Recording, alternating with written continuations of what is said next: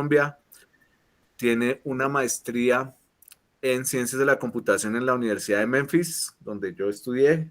Allá él llegó un poquito después de Estudiamos. que yo había empezado. Hizo su tesis de pregrado con Fernando Niño, ¿cierto? En el simulador de autómatas celulares. Y es doctor en Ciencias de la Computación de la Universidad de California en Riverside, que es, como estábamos comentando, uno de los sistemas estatales de universidades, tal vez el más poroso en Estados Unidos.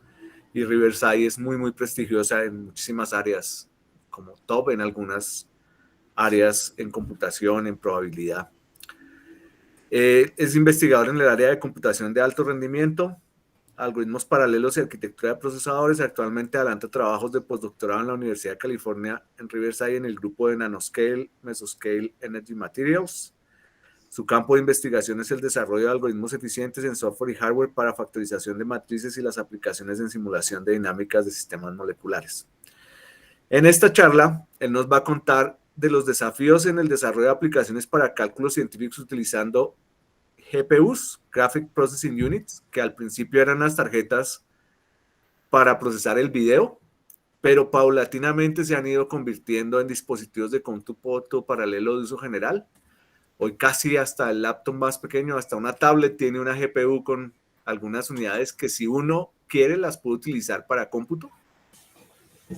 Y hay unas muy grandes de 5 o 10 mil procesadores, las Tesla de 5.000, 8.000 procesadores de punto flotante, muy lentos cada uno de ellos, pero con un potencial masivo de tener 8.000 de esos. Aquí en la universidad el profesor Fabio González tiene un servidor con 2 Teslas, cerca de 11.000 procesadores. Yo tengo otro con otras 2 Teslas, cerca de 11.000 procesadores, ya viejitas. Pero como les digo, en los laptops ya vienen unas GPUs a veces accesibles programables con 800, con 600, con 1200 procesadores. Los computadores de gamer son los que tienen a veces las tarjetas top, por lo que usan muchísimo procesamiento para el video de los juegos.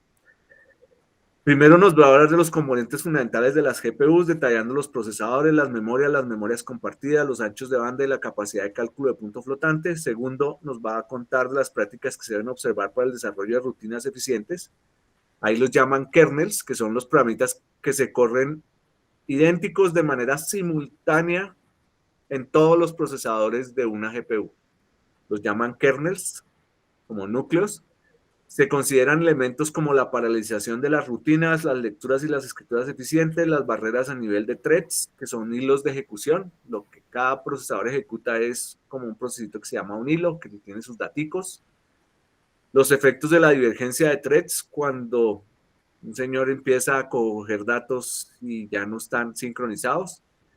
En general, el uso eficiente de los recursos disponibles. Tercero, las técnicas recientes de computación tipo batch, tipo por lotes, que son consideradas. Cuarto, la aplicación de estas técnicas tipo batch son ilustradas mediante la construcción en una aplicación particular que mencionó en el título, que son campos de control óptimo de sistemas expuestos a radiación solar.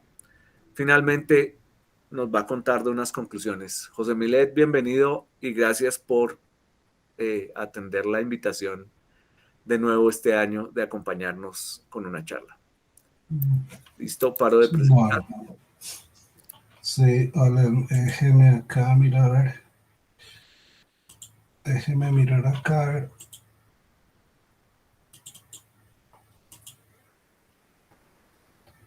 Ven la.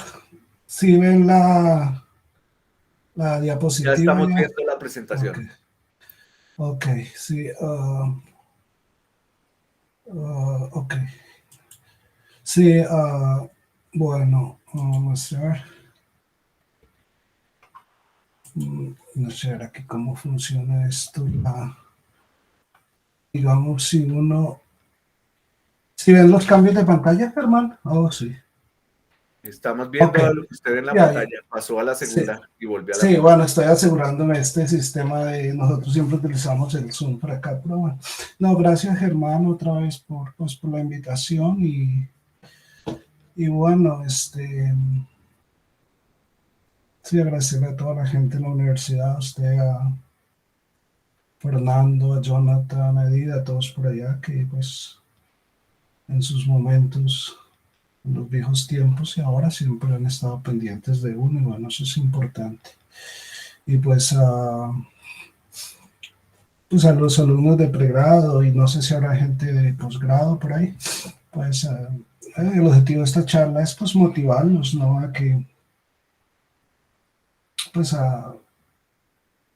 sí, si hay algún interés en todo lo que es computación de alto rendimiento, pues esta zona, sí, digamos, yo trabajo en esa área y bueno, nunca esperé trabajar en computación de alto rendimiento, siempre pensé en cuestiones, en otras cosas, pero bueno, que seguridad, que le digo que computación gráfica, que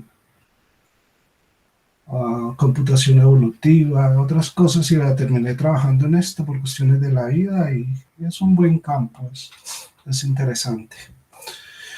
Entonces, nada, pues comencemos a ver y bueno, si hay preguntas, por favor, si me detienen cuando hay alguna pregunta.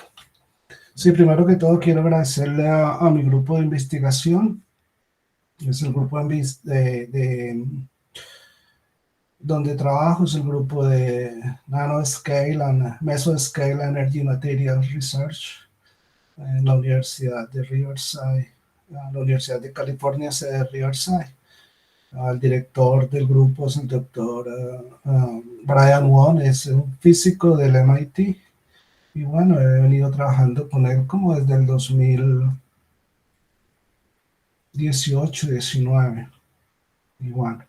Y bueno, también le agradezco pues, a él y a todos los miembros del grupo. Este es un trabajo que hemos venido desarrollando en los últimos tiempos con el grupo. Y bueno, estos son, sí, los resultados, parte de los resultados de lo que hemos hecho. En esta charla voy a comentar sobre las, sí, digamos, los challenges, los desafíos que hay en el desarrollo de algoritmos cuando utilizamos cuando utilizamos un GPU o inclusive múltiples GPUs. Los GPUs inicialmente tenían como 512 cores y ahora hoy por hoy tienen más de 5000 cada digamos un GPU de última generación si tiene más de 6000 cores, 6000 procesadores chiquititos. Entonces digamos una de las tareas pues para nosotros que estudiamos computación es utilizar estos recursos, digamos cómo diseñar programas aplicativos que puedan que puedan utilizar todos estos cores. Fíjese que es un paradigma completamente diferente pues a programar, digamos, aplicaciones secuenciales o en uno o dos procesadores o 4 procesadores, algo así, que es lo que uno siempre hace digamos, sí, en muchas de las aplicaciones que uno escribe, uno no se preocupa mucho de que tantos procesadores hay, se preocupa uno es de que pues, los resultados sean correctos, pero acá hay que asegurarse uno de que los resultados sean correctos, pero también de que uno utilice todos los procesadores disponibles. Pues porque una GPU de estos puede costar de última generación, $8,000, $10,000, algo así. Y pues si una compañía paga por eso, pues alguien debe de estar en capacidad de escribir buenos algoritmos eficientes para este tipo de plataformas.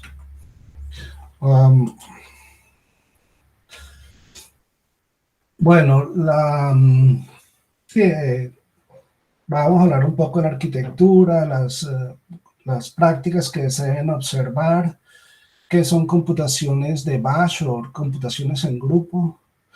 Un caso de estudio que es la construcción de campos eléctricos óptimos en sistemas que son excitados o que son que están expuestos a energía solar, algunos resultados y las conclusiones.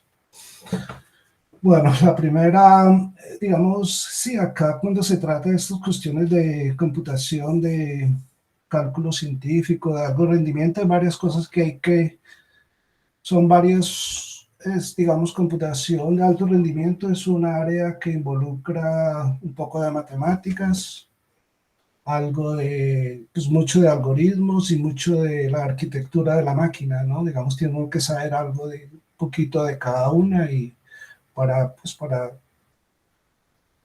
para poder, digamos, hacer alguna tarea, digamos, relativamente bien, ¿no? Por ejemplo, muchos de estos son cálculos científicos, entonces hay que tener alguna idea de cosas de métodos numéricos, de álgebra lineal, de computación científica, también de algoritmos hay que saber, pues porque al final cada uno escribe algoritmos y de la plataforma, ¿no? De la cuestión de arquitectura del computador, ¿no? Los computadores. Entonces, son varias cosas y vamos a movernos en esos tres campos, ¿no? Arquitectura, métodos numéricos y algoritmos. Entonces, por ejemplo, ahorita comenzamos un poco con la arquitectura de estos GPUs. La unidad central de procesamiento, la unidad fundamental de computación de un GPU digamos, como sería como un supercore, pero bueno, técnicamente se llama un stream multiprocessor. Un stream multiprocessor o multiprocesador de streams, que, bueno, una traducción ahí como probablemente no la mejor, pero bueno, básicamente se trata de un conjunto de cores, digamos, todos estos, y digamos, sí, un stream multiprocesador es un conjunto de procesadores pequeños, digamos, o cores, y tienen unas unidades de memoria que facilitan, digamos, el almacenamiento de información, ¿no? Para que la información para correr los algoritmos. Y pues ahí lo importante, digamos, digamos, si ahí, digamos, está la memoria lenta o digamos lo que uno generalmente llama DRAM, que es una memoria lenta, y está una memoria que es muy rápida, que son los register file, que es muy equivalente a un registro en un CPU. Y el slow memory, pues es equivalente a un DRAM en un CPU convencional. Y están también los cache, hay uno o dos niveles de cache. Y hay algo que es muy particular de los GPUs, que es un shared memory. Esos son nuevos, digamos, relativamente. En los CPUs no tenemos esos. Un shared memory es como un cache, pero que se puede programar, digamos, básicamente.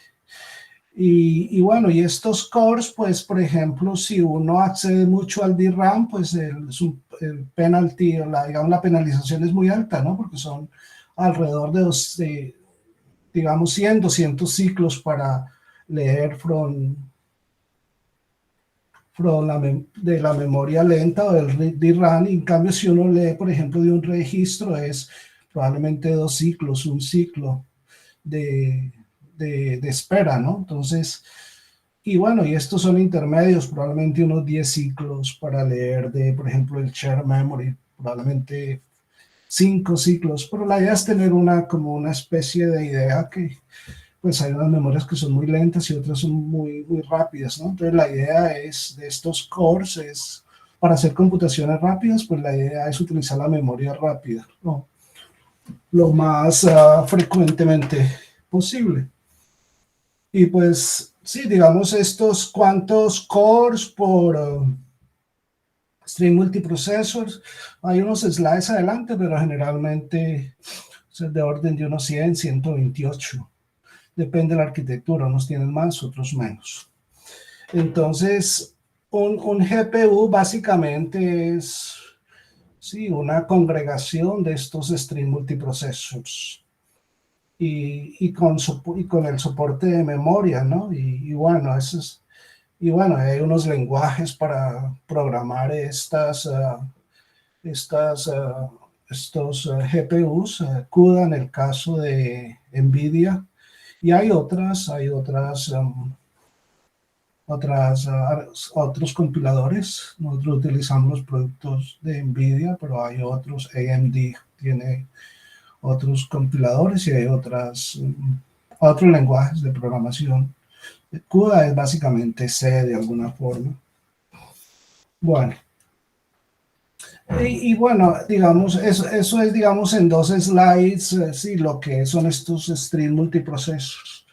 Y bueno, hay muchas cosas más que decir, pero bueno, por tiempo solamente esos 2 comentarios. Lo otro es que, bueno, si uno tiene esos stream multiprocesos, ¿cómo hace uno para asegurarse de que digamos, que los programas de uno son eficientes, ¿no? Esa es otra tarea. Entonces, la primera tarea es asegurarse que hay harto trabajo para estos procesadores, para estos stream multiprocessors, y eso lo que significa es que debe haber muchas tareas que se pueden hacer en paralelo. Si no hay muchas tareas que se puedan, si digamos un algoritmo que es secuencial, muy secuencial, pues no es un buen candidato para el GPU. Tiene que ser algoritmos que permitan mucho trabajo en paralelo. Entonces, de algoritmos paralelos son buenos candidatos para moverlos al GPU. Otro requerimiento es que estos threads, estos cores o threads, digamos, generalmente un thread corre en un core, entonces a veces uno utiliza core o thread, un hilo de estos corre en uno de estos pequeños procesadores. Otra regla es importante que ellos lean, digamos, que lean de memorias contiguas, y voy a explicar eso más adelante, qué significa eso. Y bueno, hay otros conceptos como la divergencia entre los threads tiene que ser minimizado, el número de puntos de sincronización tiene que ser minimizado, el movimiento de datos y bueno, la memoria compartida, el share memory y registros tienen que ser usados eficientemente, y voy a cubrir cada uno de estos. Entonces, el primer trabajo es que tiene que haber, digamos, si uno tiene cierto número de procesadores, pues de estos stream multiprocesos, pues tiene que haber suficiente trabajo para ellos ejecutar, ¿no? Y en estas tarjetas, en estas GPUs, la idea, lo que se hace es, básicamente se divide el trabajo en bloques. Digamos, de alguna forma, el problema que uno tiene que dividirlo en bloques, y la idea es que, por ejemplo, aquí tenemos un sistema bidimensional, 2 dimensiones, tenemos 16 bloques, y la idea de estos 16 bloques es que ellos, digamos, los procesadores pueden trabajar individualmente sobre estos bloques.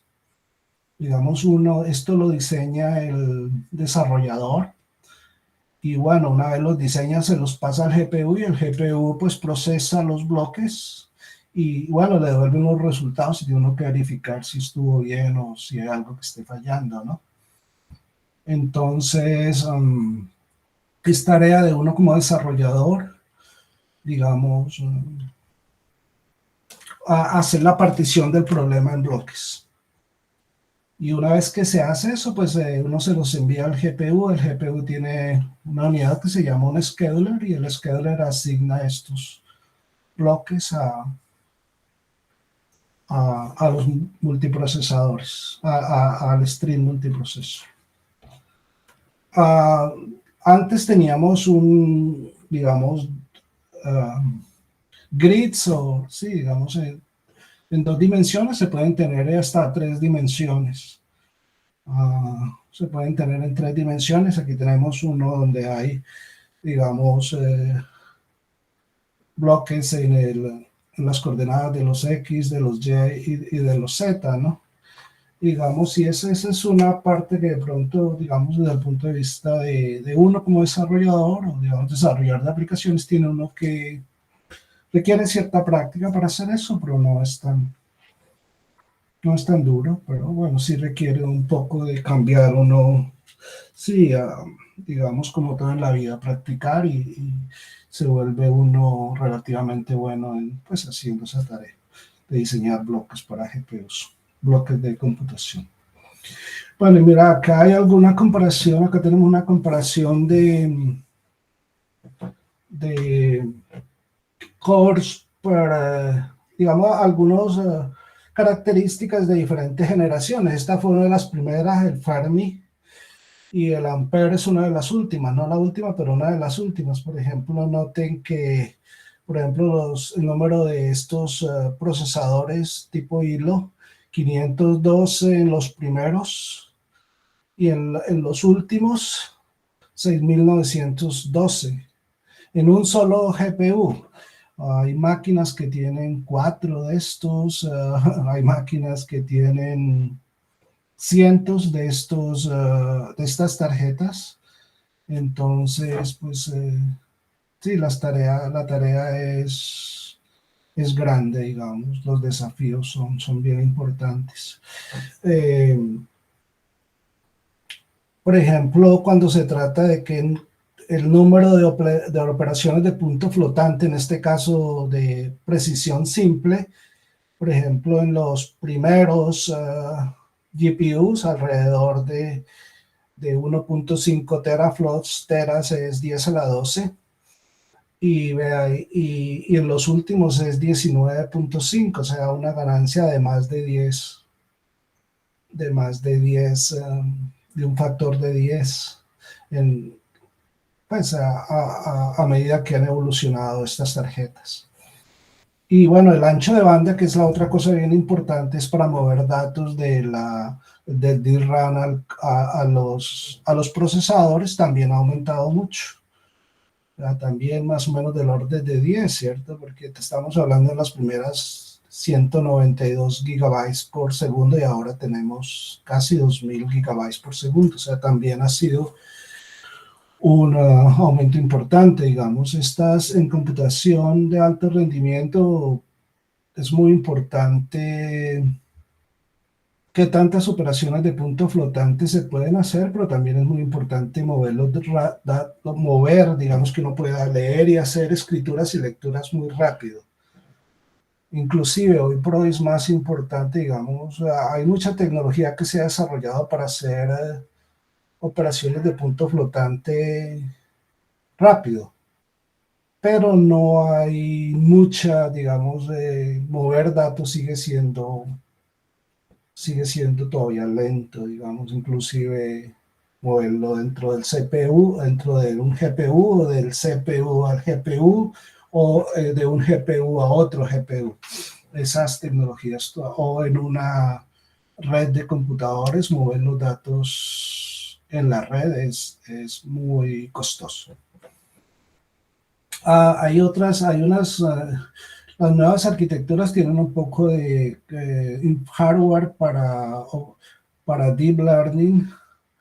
Eso yo lo oscuro acá, pero bueno, eso es también tener en cuenta la gente que está haciendo convolutional neural nets y esas cosas, y ese tipo de tecnologías, pues tienen que utilizar estos tensor cores, que también permiten pues hacer cálculos de tipo científico para generalmente en 16 bits o 8 bits.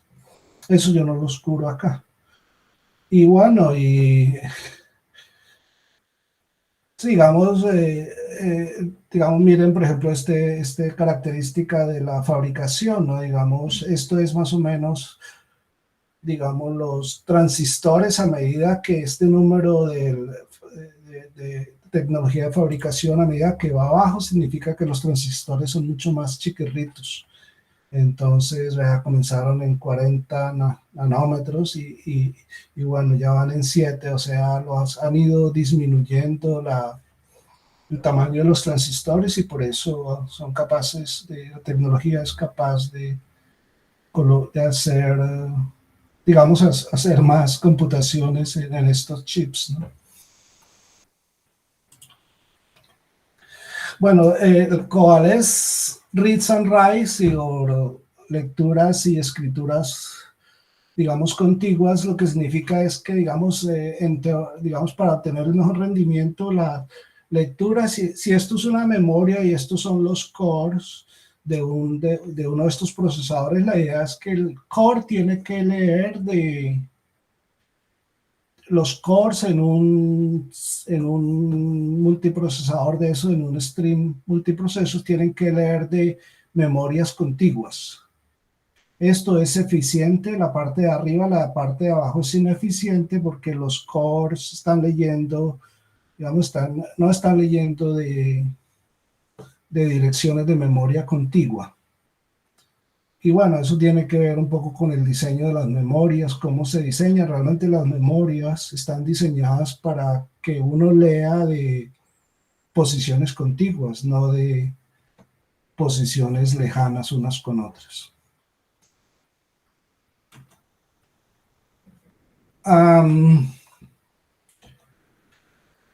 Bueno, lo del el thread divergency o divergencia a nivel de thread, lo que significa es que, digamos, lo que queremos es que todos estos cores ejecuten instrucciones, digamos, todos los cores ejecuten la misma instrucción sobre diferentes datos, pero la misma instrucción. En este caso, todos los cores, en esta diapositiva, la idea es ilustrar que todos los cores van a primero ejecutar la instrucción 1, 2, 3, 4, 5, digamos, todos ejecutan la misma instrucción sobre diferentes datos.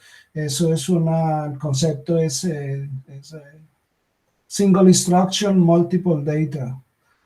Todos los cores ejecutan la misma instrucción, pero sobre diferentes puntos de datos, ¿no? Sobre diferentes entradas de los datos, pero la instrucción es lo mismo. Por ejemplo, esta puede ser, todos están haciendo adiciones, todos están haciendo sustracciones, multiplicaciones, todos están haciendo una división, todos están haciendo una multiplicación compleja, algo así. Todos hacen lo mismo al mismo tiempo. Si eso es así, el rendimiento es muy bueno. Pero puede ser también que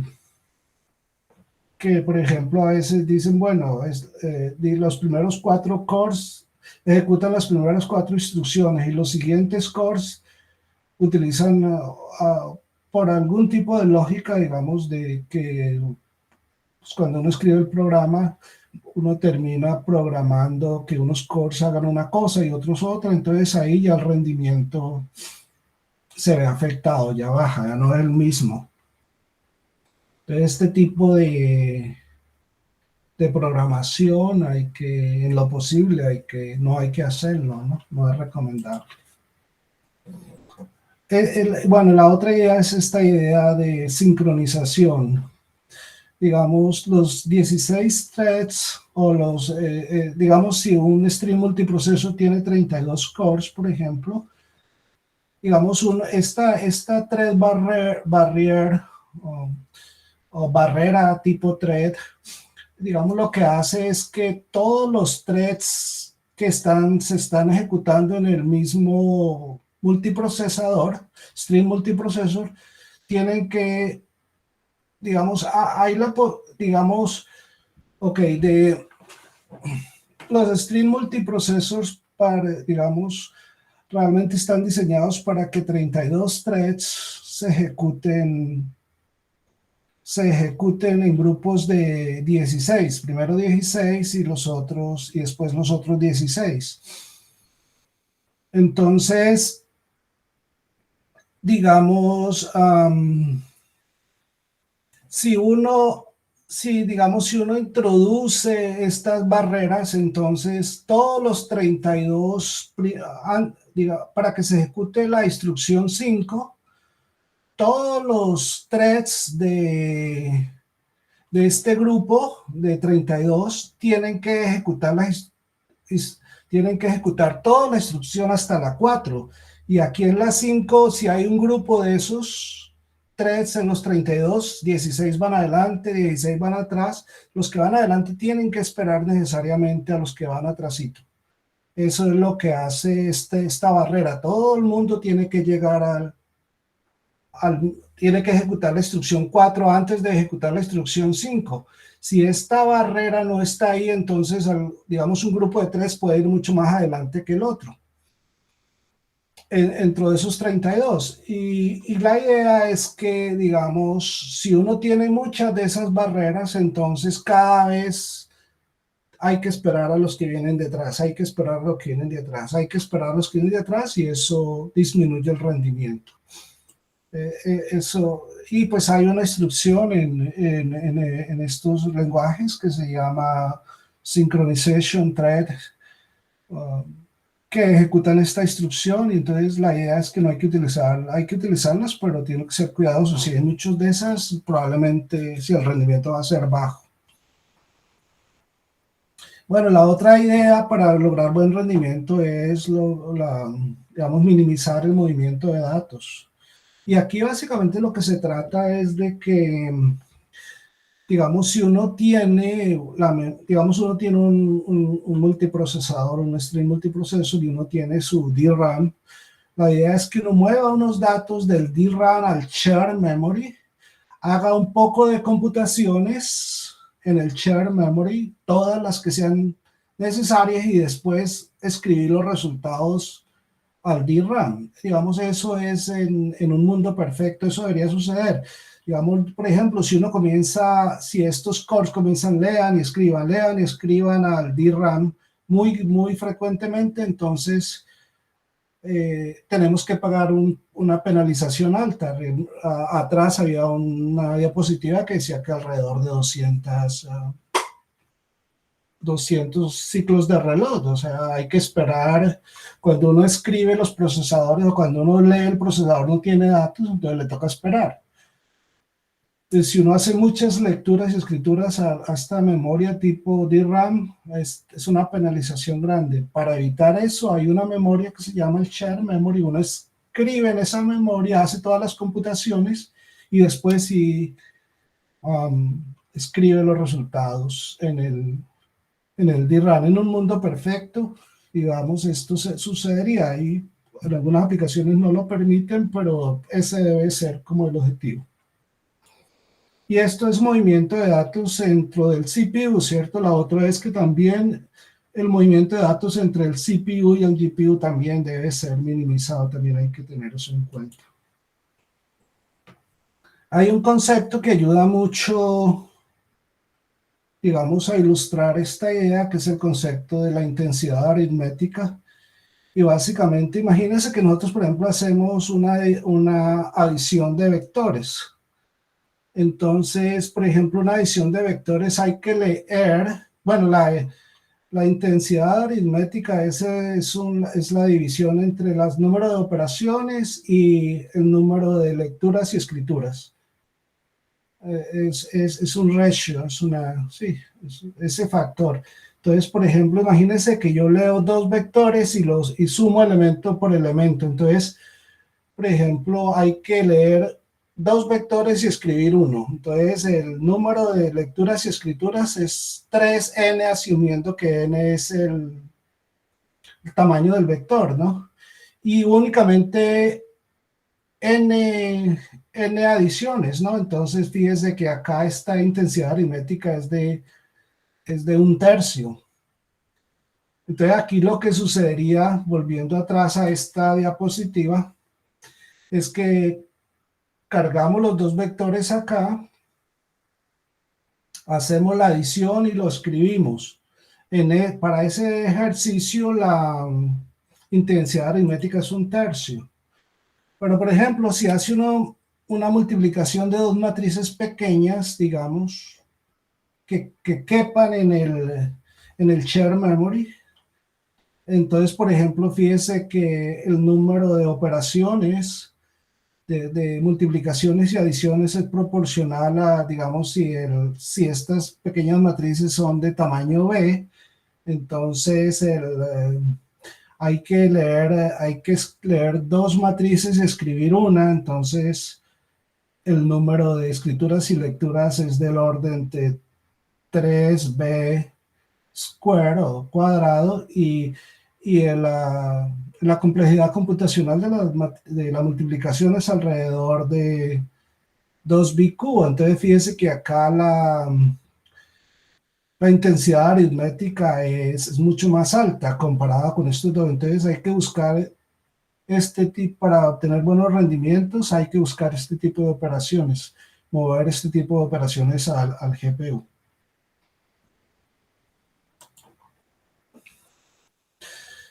Lo otro es, por ejemplo, utilizar los registros eficientemente. Digamos,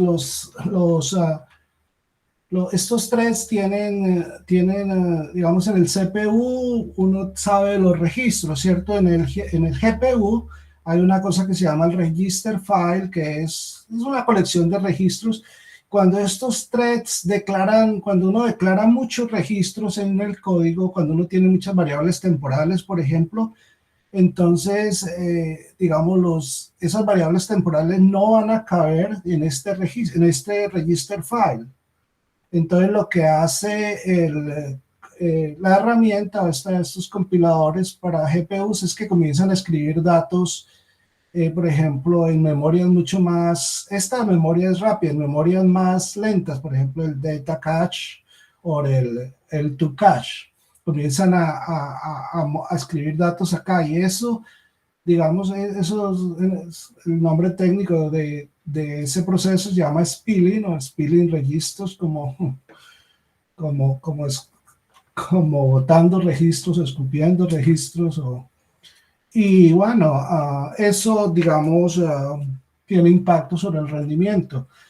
Si uno mira una tarjeta y uno mira las especificaciones, dicen más o menos cuántos registros por thread se pueden utilizar. Es alrededor de como, si recuerdo bien, alrededor de unos 28, 30, 32 o algo así. No son muchos. Y si uno excede eso, pues tiene que pagar. Claro, el programa va a correr y todo, pero tiene que pagar una penalización en tiempo. Bueno, esa es la primera parte de arquitectura y prácticas, ¿no? Y bueno, ahorita, digamos, ahorita me muevo un poquito a la parte de research de lo que estamos haciendo, digamos. En las investigaciones que estamos haciendo tenemos, digamos, por ejemplo, 100.000 matrices. Pero las matrices, digamos, muy pequeñas, de 512 por 512, 128 por 128, pero muchísimas, digamos, 100.000, 250.000 matrices. Puede uno generar más si uno quiere en estas simulaciones. Y la idea es, por ejemplo, cómo hacer ciertas operaciones rápidas sobre esas matrices. Entonces, si yo mando una sola matriz, digamos, por ejemplo, ¿qué le digo yo? Una operación del tipo una matriz de, digamos, 128 por 128 multiplicada por un vector, por ejemplo. Si mando esa sola tarea al GPU, pues el GPU básicamente se va a reír porque pues es muy poco trabajo, ¿no? Van a haber muchos stream multiprocesos libres. No hay suficiente. Entonces, para evitar eso, si las matrices de uno son pequeñas, entonces lo que uno hace es envía uno muchas de esas operaciones matriz multiplicada por un vector, muchas de esas las empaqueta uno y le dice uno, yo no quiero un producto, sino que quiero miles de estos productos, asumiendo que la aplicación lo permita. Entonces, si uno manda miles de esos productos al mismo tiempo, entonces ahí el GPU va a estar ocupada.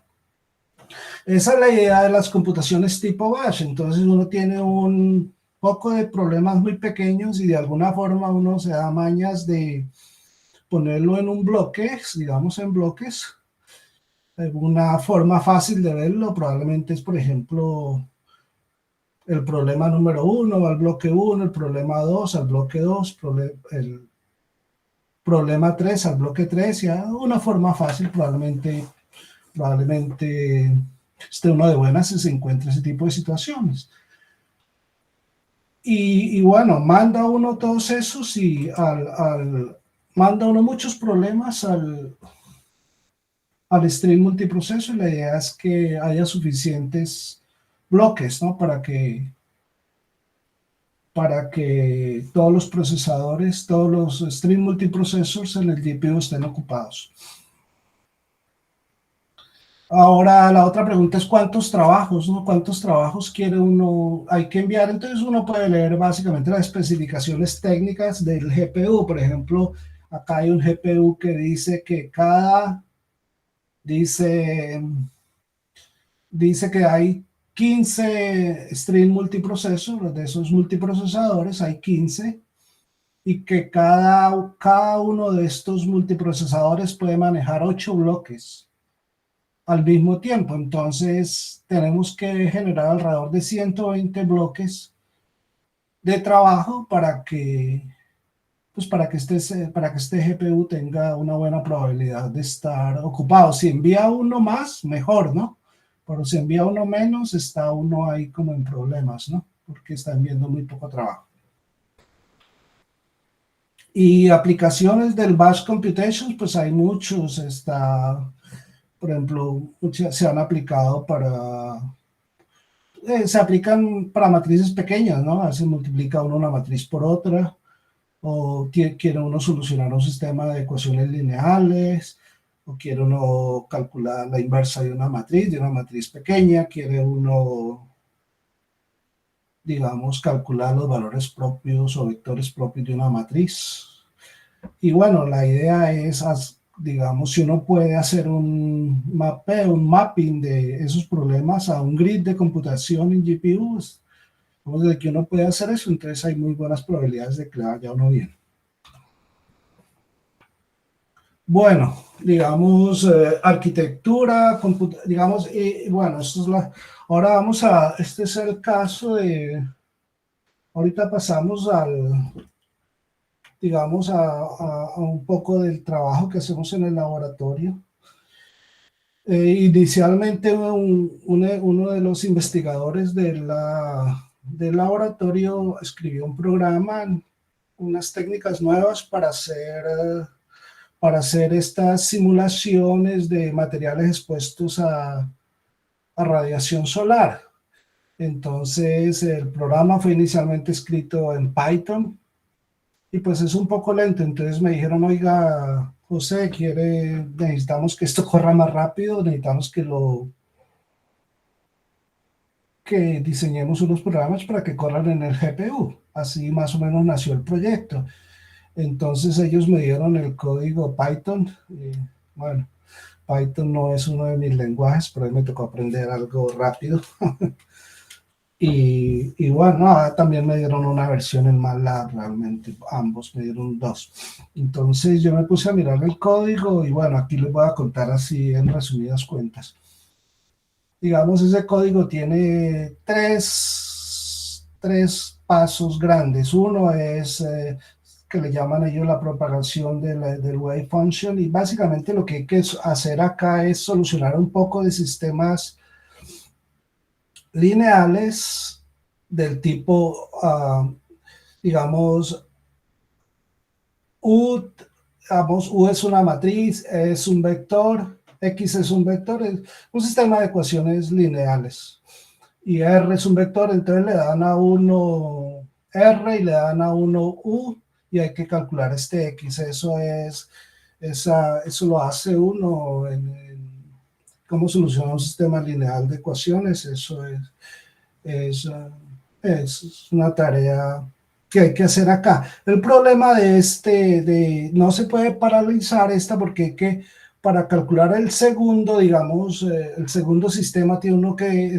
depende del primero. Entonces esta es una tarea muy secuencial. Entonces esa tarea no se puede mover al GPU por esa limitación, digamos, porque enviaría uno un solo de estos. Y bueno, hay otra parte que ellos le llaman la computación de los gradientes de campo, y esa parte consiste en hacer los cómputos de un poco de matrices, de las inversas de un poco de matrices. Le dan a uno esta matriz, U sub I, y hay que calcular las inversas y bueno, y esos son alrededor de unas 100.000, 200.000 inversas que hay que hacer rapidísimo. Entonces, y esa parte sí se puede hacer en paralelo. Y la tercera parte es lo que ellos llaman computación del nuevo campo eléctrico y también es una tarea secuencial. Es mejor hacer las tareas, digamos la tarea 1 y la tarea 3, es mejor hacerlo en el CPU porque digamos, no hay suficiente trabajo para el GPU, pero la tarea 2 sí se puede mover al GPU. Entonces, bueno, eso fue, me dieron el código, entonces uno identifica eso y uno dice, bueno, no, yo le dije al jefe, le dije, vea, hay tres partes, la única que se puede mover el GPU es la parte 2 porque tiene muchas computaciones en paralelo, es la única, las otras no se pueden. O sí se pueden, pero no logra uno nada. Entonces el profesor dijo, bueno, listo, hagámoslo, a ver cómo nos va. Entonces, sí, y estas matrices son son pequeñas, no son muy grandes, 256 por 256, 512 por 512, y son complejas. Son matrices complejas y son matrices que llaman con banda, ¿no? Digamos, es solamente los elementos alrededor de la diagonal no son ceros, los que están afuera de la diagonal sí son ceros. Esa es la otra cosa que nos dimos cuenta. Entonces, esta característica hay que aprovecharla también. Bueno, y aquí, aquí viene una parte seguramente ustedes han visto en métodos numéricos, cómo hacer el U decomposition de una matriz. Aquí lo voy a cubrir rapidito. Entonces, básicamente la idea es que si le dan a uno una matriz, digamos A, cómo descomponer A en dos matrices, digamos el producto de dos matrices L y U. La idea principal es de esto, Gaussian Elimination, o eliminación tipo gaussiana, donde uno comienza a multiplicar, digamos, una matriz A por una matriz L1 y bueno, y esta elimina esta premultiplicación, digamos, sí, el objetivo de esta premultiplicación es ir eliminando los elementos que están por debajo de la diagonal por ejemplo, en este caso, de la primera columna, de la segunda columna, hasta la penúltima columna. Eso es lo que hace esta eliminación tipo gaussiana, esas operaciones que hacíamos nosotros con la mano seguramente o en papel, pero aquí, bueno, aquí necesitamos tener estos conocimientos frescos bueno, el objetivo es calcular las inversas de estas matrices U, ¿cierto? Entonces, ¿cómo se calculan estas matrices L?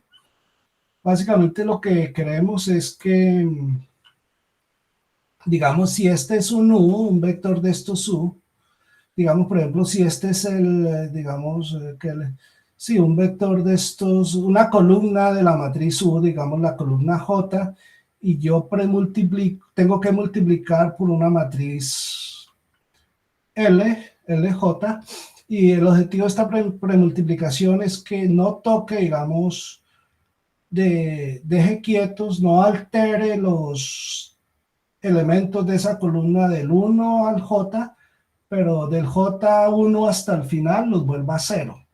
Eso es lo que hace eso es, digamos, eliminación tipo gaussiana, pero, digamos, en un lenguaje de matrices, ¿no? Y la matriz LJ que hace eso está acá. Sí, básicamente es esta matriz y es como una identidad, pero estos elementos de acá, digamos, de la columna J, arrancando del elemento J más 1, no son 0. Bueno, los otros son identidad, pero estos de acá, de esta columna, no son 0, y la forma de calcular estos LJ se divide por el se divide por el elemento en la posición JJ de U y, y se multiplica por cada uno de los componentes en la columna. Digamos, fíjese que este J está variando desde J más 1 hasta N, o sea, todos estos. Cuando uno, si uno coge esa matriz L, digamos, la puede uno hacer para la primera columna, para la segunda columna, para la tercera, hasta que llegue a la última. Entonces, hay estas premultiplicaciones para eliminar una columna al tiempo, eliminar los elementos debajo de la diagonal. Y esa es la forma de calcularlos. Y bueno, y si hace, digamos, formalmente todas esas L se pueden, digamos, si uno hace la multiplicación de todas L, esas L y llama eso L menos 1, digamos, lo que uno obtiene realmente es que la matriz A se puede descomponer en dos factores, L y U. U es la final que uno obtiene esta UN. Y bueno, la L es la, sí, hay que multiplicar todas esas matrices que van obteniendo. Y bueno, y ahí con ese paso logra uno lo que es la decomposición de A en dos factores. Y el requisito es que A tiene que ser invertible, si no tiene unos problemas, ¿no?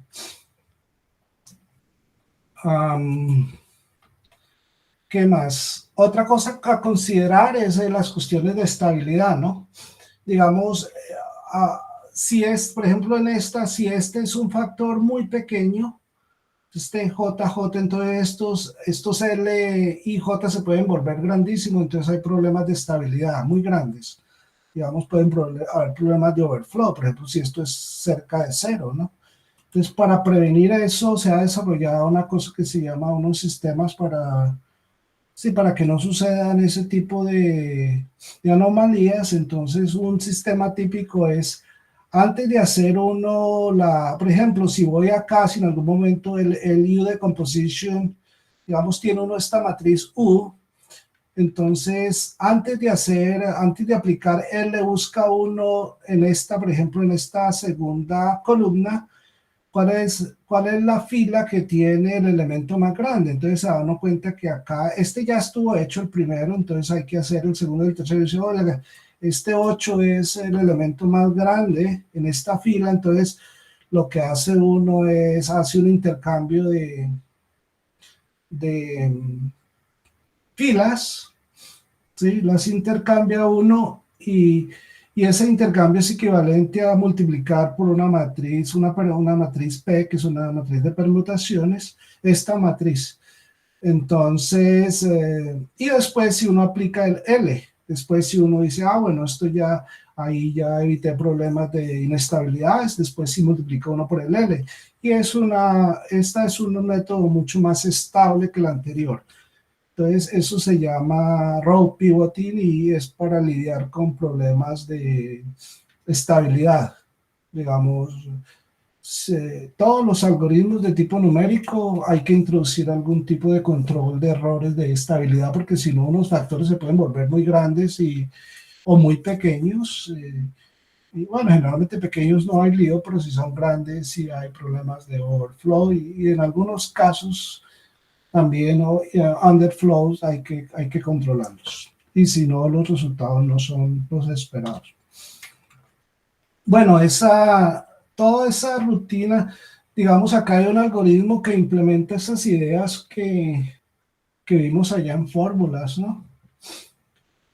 Entonces, por ejemplo, esta parte de acá es esta parte, por ejemplo, calcula los elementos de L, esta línea 5 y 6, bueno, 5 y 6. Pero acá L la escribimos ¿en qué? se escribe sobre, digamos, no escribimos aparte, sino que reescribimos A. Pero los elementos de A, al final, los que estén por debajo de la diagonal son los elementos de L, la diagonal y los elementos superiores a la diagonal son los elementos de U. O sea, aquí no utilizamos L y U, estamos haciendo toda la operación sobre A. Y bueno, esta es la parte de calcular los L's o reescribir los A, y esta es la parte de actualizar los U o hacer la premultiplicación por L. Y bueno, acá está lo que es la parte de, digamos, hay que buscar cuál es esta es la parte de estabilidad, ¿no? Que hay que buscar. ¿Cuál es la fila que tiene los valores muy grandes y más grandes, y hacer el exchange, cambiar en las posiciones de estas filas. Y este es un método general, ¿no? Cuando las matrices tienen banda, entonces la banda tiene que ser considerada, y generalmente lo que pasa es que no tiene uno que hacerlo, por ejemplo, para toda la fila, sino solamente para los del centro, y para los que están alrededor de la diagonal. El cambio no es muy grande, yo no lo coloco acá por cuestiones de espacio. Entonces, si uno hace esto, uno tiene el U de composition, y el objetivo de nosotros es encontrar la inversa, ¿no? Entonces, esto es otra vez, seguramente ustedes descubrieron esto en algún métodos numéricos, en algo, no sé, es un repaso, pero bueno, seguramente bueno, es importante tener estas cosas. Lo vamos a ver la otra clase, justo la descomposición LU. Bueno, listo. Esto es yo nunca pues esperé nunca esperé terminar trabajando en esto, ¿no? Uno nunca sabe. Me tocó tomar métodos numéricos cuando estaba haciendo el doctorado. Me tocó tomar 2, 3 clases en eso. Ahí está. Bueno, en fin. Bueno, en el paso anterior la matriz A fue descompuesta en 2 factores L y U. Y el objetivo de nosotros es calcular la inversa de A. Entonces, primero vamos a trabajar con la matriz L, y entonces el primer paso es calcular la inversa de L realmente, para calcular la inversa de A. Entonces, calcular la inversa de L es equivalente a, por ejemplo, si uno multiplica L por una matriz Y obtiene uno las columnas de la identidad, de la matriz identidad, por ejemplo, L1 es la primera columna de la identidad, esta es la última columna de la identidad. Si uno hace eso, está uno calculando la inversa de L, ¿cierto? Entonces, esto sí, como L es lower triangular, es, digamos, los elementos arriba de la diagonal de L son 0, entonces estos sistemas son fáciles de resolver, muy fáciles, y es lo que uno llama forward substitution, o como se diría, sustituciones adelante, y es hacia adelante porque comienza uno, digamos, porque como L digamos, el elemento 1, 1 de L no es 0. Entonces, digamos, cuando uno soluciona, pues para Y1 es muy fácil porque pues es igual al primer elemento de este vector. Y solucionar para los otros es bien fácil porque después tiene 1, 2, la primera fila de L tiene un elemento, entonces es fácil para solucionar para el otro porque es el mismo. El segundo tiene 2 elementos, pero ya sabe uno el anterior. Entonces igual es relativamente sencillo, y se va uno moviendo hacia abajo, comienza uno solucionando para el elemento 1 y termina uno solucionando para el último elemento de Y.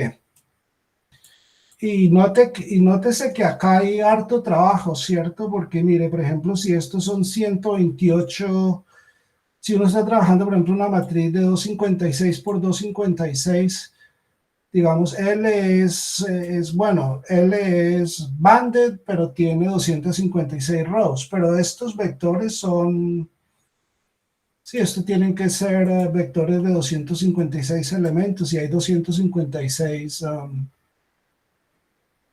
de estas columnas, ¿no? Lo mismo acá. Entonces tiene uno que estar solucionando varios de estos en paralelo, ¿no?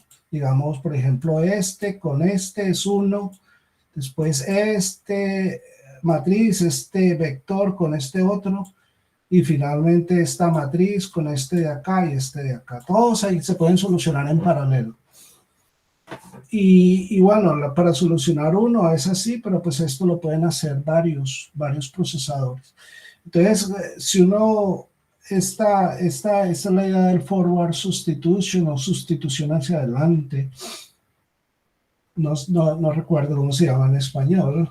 Forward substitution le dicen en inglés. Bueno, en fin. Y hay uno hace el L-1, ¿no? Y la otra es, si solucionamos aquí para todos estos yes, entonces la próxima tarea es solucionar ese sistema. Esto fue lo que hicimos en el paso anterior. Ahora lo que hay que hacer es solucionar este sistema. Digamos, este y es dado, u es dado, tenemos que calcular esta matriz u menos 1. Y entonces es equivalente eso a solucionar este sistema. O este número, hay varios, acá hay, sí, otra vez depende del tamaño de la matriz, ¿cierto? Encontrar todos estos vectores y esta matriz U es dada y estos Y los encontramos en el paso anterior, entonces tenemos que solucionar para todos estos X. Y otra vez esta parte es otra vez sencilla porque U es upper triangular, eso es lo que garantiza el EDU de composition. Y eso se hace por un método que se llama forward substitution o backward sustitución hacia atrás. Y se llama hacia atrás porque comienza uno solucionando del último elemento. Soluciona uno primero para el último elemento porque sí, note que estas matrices U son upper triangular. Entonces el de abajo abajo hay solo uno. Entonces es fácil de lo solucionar. Entonces comenzamos solucionando por abajo. Digamos al revés. Antes solucionamos de arriba, ahora soluciona uno desde abajo. Y bueno, y soluciona uno para el último, después soluciona uno para el antepenúltimo, hasta que soluciona uno para el primero. Y bueno, y la ventaja de estos, note que estos métodos los podemos hacer en paralelo. Hay harto trabajo ahí para hacer en paralelo. Y esto es para una sola matriz, ¿cierto? Estamos hablando de una sola y puedo tener hartísimas de estas. Fíjense que aquí, por ejemplo, si estas son, digamos, si el tamaño de estas matrices son 256 por 256, acá tengo 256 tareas que puedo hacer en paralelo. Y si tengo miles o cientos de miles de estas matrices, pues hay muchas cosas que se pueden hacer en paralelo. Bueno, esta es ahora, última parte, es cómo hacer esto en paralelo, cómo hacerlo en el GPU. Digamos, sí, digamos, ya cubrimos un poco cómo hacer las inversas, los pasos, ahora cómo hacerlo en el GPU, finalmente el programa, ¿no? Cómo hacerlo. Entonces, lo que yo voy a hacer aquí un pequeño ejemplo, cómo lo hicimos nosotros. Entonces, la idea es que cogemos 4 matrices, por ejemplo, que tienen una banda, digamos, algunos elementos alrededor de la banda, no son 0, alrededor de las diagonales. Digamos, si la banda es, digamos, 3, significa que los 3 hacia atrás y los 3 hacia adelante de la diagonal no son 0. Entonces lo que vamos a hacer es, en lugar de tener estas matrices así con un poco de ceros, vamos a colocar las filas, digamos, de la matriz 1, de la matriz 2, 3 y 4 juntitas, ¿cierto? La primera fila de esta supermatriz es todas las, digamos, ponemos las filas de cada una de la matriz una junto a la otra. Ese es el primer paso. Y entonces, si alguien puede sospechar por qué hacemos eso, sería bueno que nos dijeran. ¿Ninguno se anima? Damos 10 notas de clase al que... No, no hay necesidad de 10. No, pero todos los días hacemos eso. Cuando preguntamos cosas, damos participación de 5 y de 10. El que diga una idea, no importa si es correcta o no. Sí, no, pues... ¿De qué ganaría uno si agrupa los elementos no 0 de cada fila y los pone ahí y le queda una matriz de los elementos que no eran 0 de las 4? ¿Qué ventaja podría tener al pensar que me voy a llevar allá y hay un poco de procesadores que me pueden hacer cuenticas? ¿A alguien se le ocurre algo? Y, profe, pues yo pensaba que pues como al disminuir el espacio, pues me van a caber más datos en los cachés y pues voy a poder utilizarlos más rápidos. Se deja desperdiciar datos 0 que uno no necesita, esa es una ventaja. Le ponemos 5 por esa. ¿Alguien más que se imagine algo por allá en las cuentas? Esa es una ventaja porque no tengo que transmitir datos que no necesito porque me toca mandarlos desde el CPU a la GPU y entonces pues yo no mando un montón de ceros que después no necesito operar porque ya sé que esos me van a volver los elementos 0. Pero algo más de las cuentas, ¿a alguno se le ocurre algo?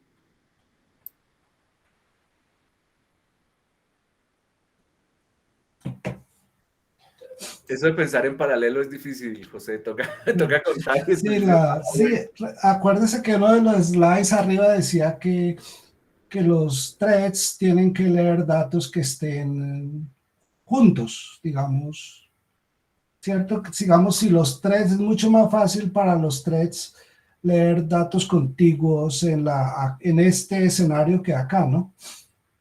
Esa realmente es la razón que lo hacemos, las empaquetamos así. Una, para ahorrar espacio, eso es una buena razón porque esos matrices hay que moverlos al GPU y la razón más importante es que acá los threads en los cores, en los stream multiprocesos tienen el chance de leer datos contiguos.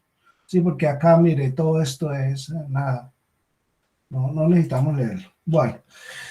Y ahora ¿cómo hacer el U de composición en el GPU? Pero esa sí es una buena respuesta. ¿Cómo hacer el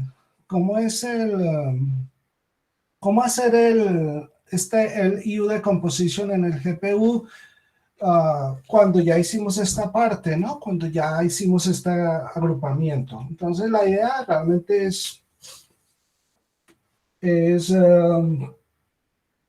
no es muy difícil, es relativamente... Bueno, la idea es la siguiente. Esta es, digamos, acá agrupamos, esta es las agrupaciones que hicimos, ¿cierto? En el paso anterior. Ahora lo que hacemos es, movemos al share memory, digamos, si el tamaño de la banda, por ejemplo, es 3 o 4, digamos, en este caso 3, leemos las primeras 3 filas de este arreglo en share memory del multiprocesador. Sí, leemos, por ejemplo, las 3 primeras, row 1, 2 y row 3. Las primeras 3 filas las ponemos ahí, en el share memory. Y ustedes dirán, bueno, ¿y cuántas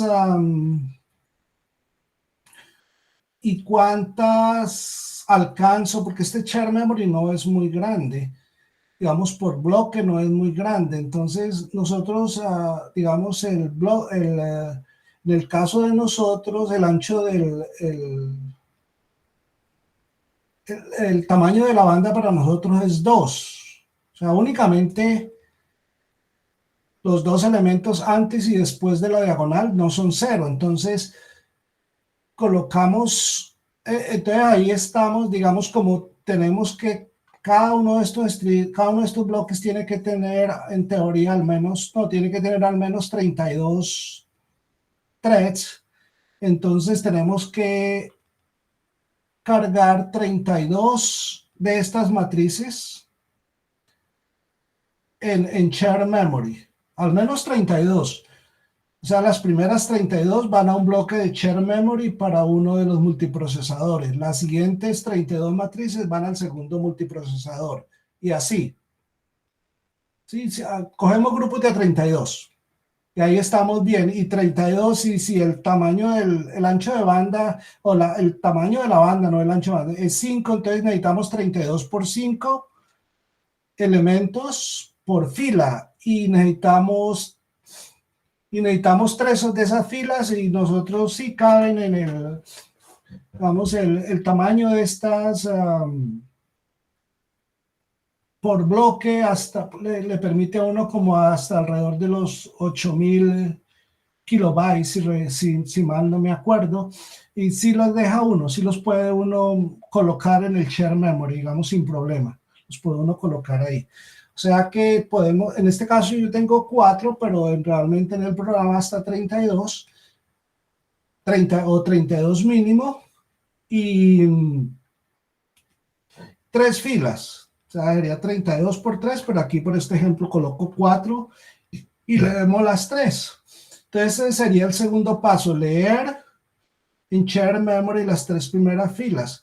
El tercer paso es ejecutar la rutina, esta rutina, pero únicamente para, digamos, el thread 1 ejecuta esa rutina para los elementos de la primera matriz.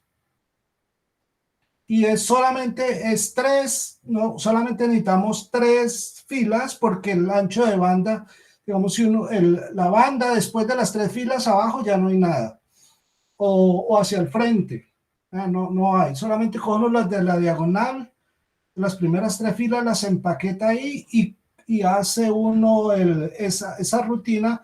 El thread 1 lo hace para la matriz 1. Thread 2 para la matriz 2, thread 3 para la matriz 3 y el thread 4 para la matriz 4. Hay más detalles, pero por ahora quiero cubrir así como la idea grande. Y una vez que hace uno eso, realmente lo que uno ha hecho es la decomposición, el LU decomposition para la primera fila para esta primera fila, para esta matriz y esta matriz. Después lo que hacemos es corremos las filas, corremos estas, digamos, las copiamos hacia arriba y abrimos espacio para una nueva, leemos una nueva fila. En este caso la fila, bueno, sería la fila, si leímos, digamos, si al comienzo leemos B más 1, entonces leemos otra, la siguiente fila, B más 2.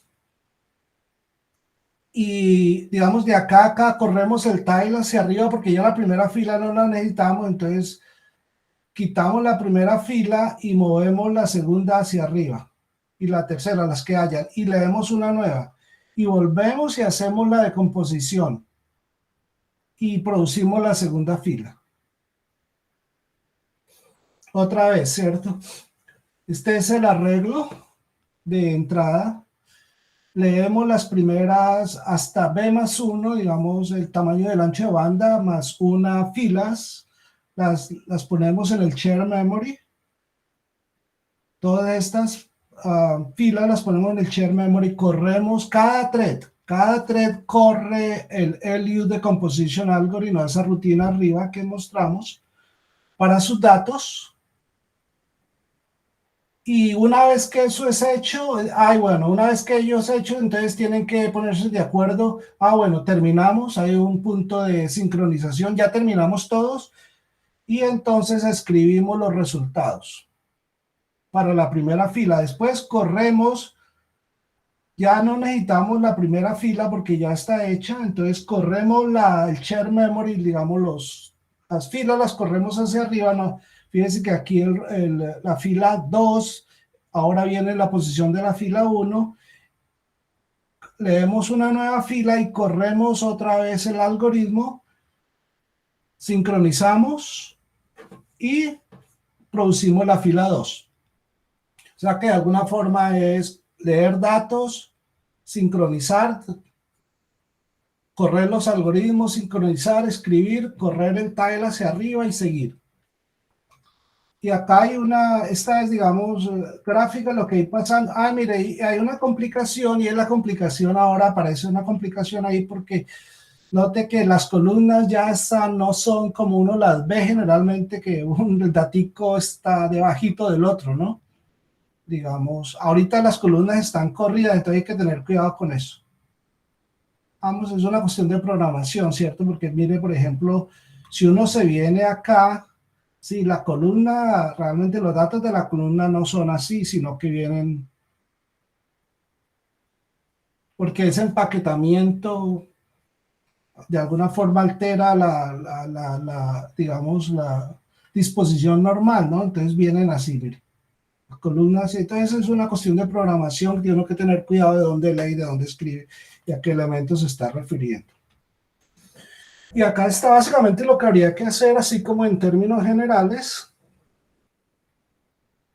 digamos lo que ya le expliqué, pero ahorita como así como en texto. Entonces, bueno, entonces lo primero es digamos, para todas las, digamos, si uno está leyendo las 32 matrices, entonces aquí viene un poquito de más detalles. Realmente la lectura la ejecutan todos los, digamos, no es que, por ejemplo, el thread 1 lee sus datos, no, es más bien que estos threads se ponen de acuerdo y entre todos hacen la lectura de lo que se necesite. Entonces, por eso dice que para ser más eficiente, la otra también se puede hacer, cada thread leyendo sus propios datos, pero no es eficiente. Entonces dice, por cada matriz, digamos, en colaboración o jointly, leer este número de columnas, hasta filas, hasta B filas, una al tiempo. Yo le llamo a eso teamwork, ¿cierto? Porque todos están trabajando digamos, la lectura de esas filas las hacen entre todos. Y yo le ayudo, por ejemplo, a leer, si yo soy un thread, yo le ayudo a los otros threads a leer sus datos y ellos me ayudan a leer uno, de tal forma que leamos datos, digamos, que son adyacentes, ¿no? Eso es lo que queremos. Después de que leemos, sincronizamos, luego estos threads ejecutan la rutina, entonces se ponen de acuerdo, ya todos terminan. Entre todos escriben los datos, entre todos escriben los datos. Entonces, cuando escriben, esperan a que todo el mundo escriba sus datos. Después se mueve la fila hacia arriba, se mueven los datos en el share memory hacia arriba. Volvemos y sincronizamos. Y volvemos entre todos a leer una nueva fila. Y después hacemos iteraciones. ¿Cuántas iteraciones? Pues proporcional al número de filas en el arreglo de entrada, ¿no? Y al final, pues al final va a haber unas filas ahí que no se han escrito, hay que escribirlas. Entonces, fíjense que es curioso, ¿no? Algunas de esas las hacemos entre todos, otras las hago a nivel de thread. Y bueno, y cuando hay un salto entre todos, yo lo hago individual, hay que hacer sincronización. Porque pues si hay un trabajo de grupo, tenemos que asegurarnos que el trabajo de grupo es hecho antes de que yo, por ejemplo, comience a trabajar sobre mis datos, ¿no? Bueno, y acá fíjese que yo decía, acá en yo decía que, digamos, el L y U, acá realmente dije que, pues, un solo arreglo, pero realmente no, es más, digamos, como si fueran las salidas fueran a un solo, sí, como si estas archivos o esta memoria estuvieran el L y el U en un solo arreglo, pero realmente la rutina finalmente escribimos en partes separadas, los L en un lado y los U en otro arreglo.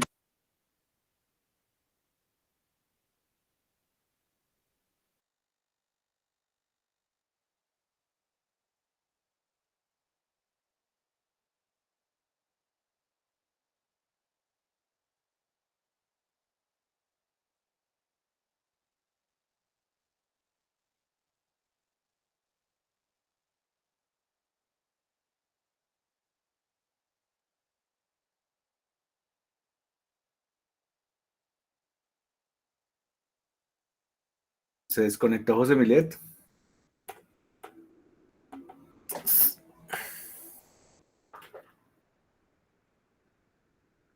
Esperemos a ver si se reconecta.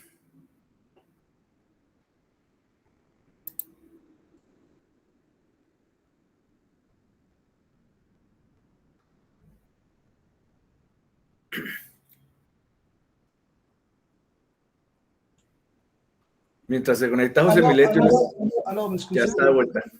Sí, acá como que le pegué a un cable sin querer. Bueno, qué pena. Bueno, íbamos acá. Bueno, entonces decía que los escribimos separadamente y eso es para facilitar lecturas y escrituras en los procesos siguientes. Entonces note acá que acá hacemos la inversa de L. La próxima tarea es hacer las inversas de L, solucionar todas estas ecuaciones. Y aquí fíjese que a veces está uno de buenas en la vida y el problema se simplifica. Fíjese que aquí L es solamente una sola L, ¿no? Necesitamos una sola L, de alguna forma distribuirlo, pero tenemos muchos de estos vectores. Estos son las columnas de la identidad, E1, E2, En. Entonces ahora el problema es calcular esta Y, dado L1 y dados estos vectores, estas columnas de la identidad. Y esto es para L1. Entonces, si hay muchas más matrices, pues hay cantidad de problemas por solucionar, L2, L3. Y la tarea es básicamente lo mismo que antes, muy similar a antes. Ahorita la ventaja, por ejemplo, es que, bueno, ahora tenemos que leer dos arreglos, el L, pero solamente fíjense que estos 32 threads, digamos, en un bloque, si tenemos 32 threads, ellos tienen que leer solamente una sola, ¿no? El L1. Antes lo había hecho de otra forma más complicada, pero últimamente me di cuenta que es mucho más fácil hacerlo así y mucho más rápido. La primera vez que lo hice no lo hice como debe hacer, pero en la última versión sí lo hice como debe hacer, que la forma de hacerlo realmente es leer L1 una sola vez y distribuirlo sobre el share memory, mucho más rápido y solucionar para todos los yes. Con esta tarea con esta técnica de forward substitution, sustitución hacia adelante. Entonces, y acá realmente solamente necesitamos tener en general necesitamos solamente leer una fila de L1 y necesitamos otras cosas en share memory, o en registros, pero yo no las coloqué acá, pero sí necesitan algo. Se necesita, fíjese que se necesita tener esto acá. Se necesita tener copia de estos, este es el forward substitution. Necesita tener los que ha ido uno calculando, los GY. Pero eso los puede uno tener en registros, no hay. Sí, solamente se pueden almacenar en registros, no realmente. En share memory, lo único que colocamos nosotros fue las filas de U1 hace uno el forward substitution para la primera fila, y después las hace uno para fila 2, fila 3, y a medida que va, pues va pasando de una fila a otra, va uno escribiendo los datos. Y bueno, el último paso, que es pues, calcular las inversas de U1 en este caso, pues es similar, pero ahora tenemos que comenzar desde la última, porque es backward substitution. Entonces tenemos que solucionar desde de atrás para adelante, de la n-1. Entonces acá, por ejemplo, primero solucionamos para n, después para n-1. Acá fíjense que solucionamos primero para la 1, después para la 2, entonces es en otro orden. Pero pues no coloqué aquí más detalles porque es muy similar a este tipo de rutinas. Bueno, y ahora viene la evaluación, digamos, por ejemplo, ¿qué se da uno cuenta, no? Por ejemplo, si hay harto trabajo por ejecutar y realmente hay mucho, ¿cierto? Porque todas esas matrices, si uno tiene, por ejemplo, digamos, por ejemplo, nos tocó dividir el trabajo en grupos, porque si mandamos todas las matrices no caben en el GPU. Entonces nos tocó dividirlo en grupos como de a 1028 por tiempo, 1028 matrices, y fíjese que hay 1028. Si la matriz es de 256, pues hay 1028 por 256, eso son hartísimas cosas por hacer en paralelo. Entonces sí hay mucho trabajo para hacer en paralelo. Cuando empaquetamos eso, se facilita leer para cuestiones adyacentes, facilita eso. El movimiento de datos digamos, sí, este empaquetamiento facilita que se ejecuten, digamos, operaciones de lectura y escritura contiguas. El movimiento de datos en el GPU, de alguna forma, pues tratamos de minimizarlo. Por ejemplo, acá, por ejemplo, solamente leemos un U1, digamos, todos estos threads solamente necesitan leer una sola matriz, entonces hay minimización. Acá, por ejemplo, también, antes hice otro esquema donde leía uno, digamos, del L1, L2, L3, pero ese realmente, bueno, ese no es tan eficiente como este. Los thread divergences, realmente si no hay muchos, nótese que no hay divergencia. Digamos, todos los tres pueden estar haciendo lo mismo. Bueno, probablemente en esquinas y cosas así, en las matrices probablemente unos tres hagan, otros no hagan, pero no realmente, porque muestra, a ver, no hay, que me acuerde, no hay divergencia en estas rutinas.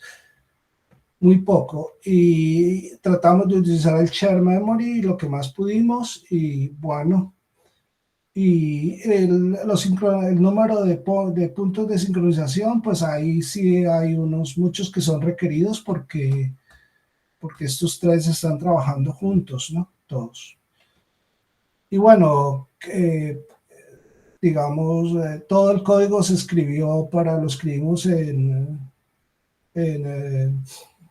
tarjetas gráficas de NVIDIA. La parte del código corriendo en los CPUs, porque hay, digamos, sí hay parte del código secuencial, se ejecutan en CPUs. Esa parte lo escribimos en estas rutinas de Intel de cálculo numérico, MKL. El procesador, esta es la tarjeta que utilizamos. Esta tarjeta tiene como alrededor de 5.000 cores. Ahorita estamos utilizando la mitad, vamos a ver si podemos utilizar más. Es porque realmente hay dos tarjetas ahí, es una super tarjeta que tiene dos ahí. Esto es otra parte que no comenté. Todas estas matrices realmente son matrices complejas. esa parte yo no la comenté, pero todas las operaciones son sobre números complejos. Y bueno, y son todas las operaciones de puntos flotantes se ejecutan en doble precisión. Y bueno, estos son los resultados que tenemos ahora mismo digamos, para la parte que se puede acelerar. Esto solamente para el paso 2, que fue la parte que aceleramos, que cargamos en el CPU. Entonces, por ejemplo, eso en segundos, por ejemplo, aquí tenemos 100.000 matrices y de diferentes tamaños. Por ejemplo, cuando las matrices son de 1025 por 1025, digamos, un GPU con 2496 cores, digamos, es mucho más rápido que estas librerías de Intel corriendo 4 cores.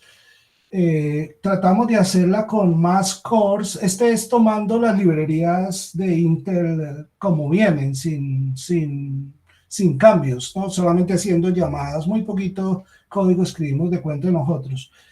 Y bueno, cuando escribimos, digamos, con 4, con 6 obtienen un poquito de más rendimiento, pero no significativo. Con 8 no se ven mayores cambios.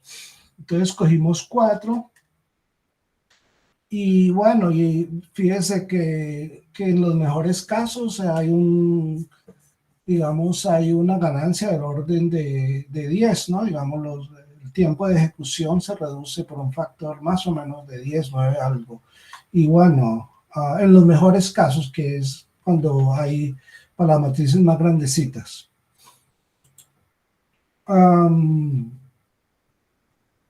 Bueno, y lo otro que hicimos acá fue que hay unas partes, hay un código, algunas partes de código que no tiene que ver con inversos, pero sí maneja matrices. Entonces, esas operaciones de matrices también las movimos al GPU. Esa parte no la cubrí acá, pero son operaciones tipo matrices multiplicadas por vectores, pero no son muchas. Digamos, acá la parte más significativa es las inversas, lo que comentamos. Y cuando colocamos todo junto, digamos, todos los pasos, entonces, básicamente, sí, digamos, si corremos todo el proceso en CPUs y sí, digamos, si comparamos todos los 3 pasos, entonces, sí, digamos, como hay unos pasos que no se aceleraron, entonces las ganancias son alrededor de 5x. Digamos, reducimos el tiempo por un factor de 5. Cuando ponemos todo, cuando ponemos solamente las rutinas de nosotros, las que paralelizamos, las ganancias son alrededor de 9 algo, 10. Y bueno, digamos, las conclusiones, pues, digamos, nuestro método se beneficia del hecho de que estas matrices, digamos, tomamos ventaja del hecho de que estas matrices tienen banda, ¿no? Son banded matrices.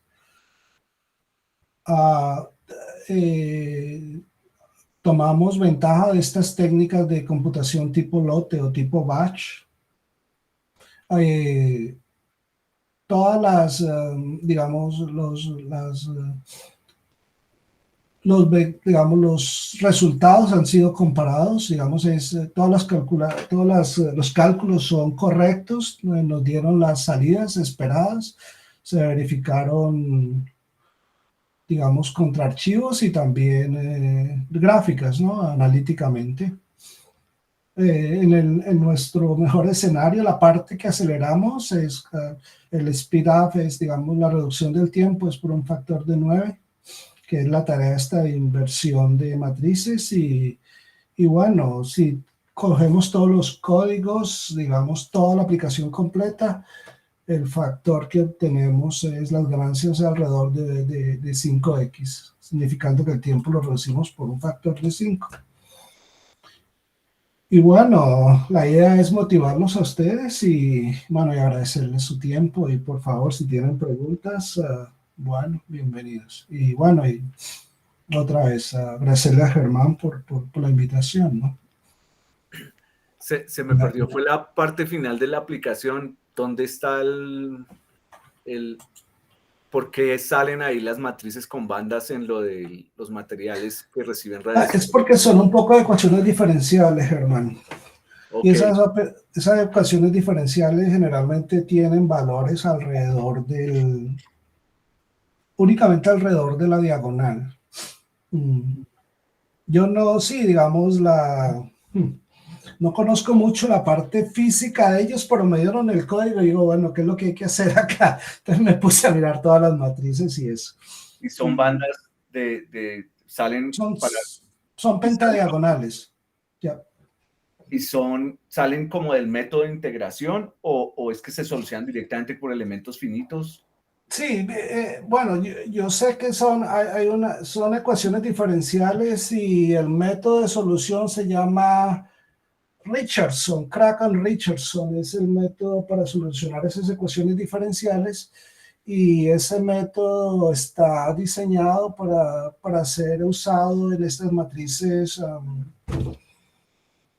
de banda, estas matrices con banda, digamos, de banda angosta, diría yo. Sí, digamos, hay un paper donde yo pues no comenté mucho de la cosa física porque, bueno, yo estoy mucho más interesado en la cuestión de cálculo numérico, ¿no? Cómo hacer la cuestión rápida.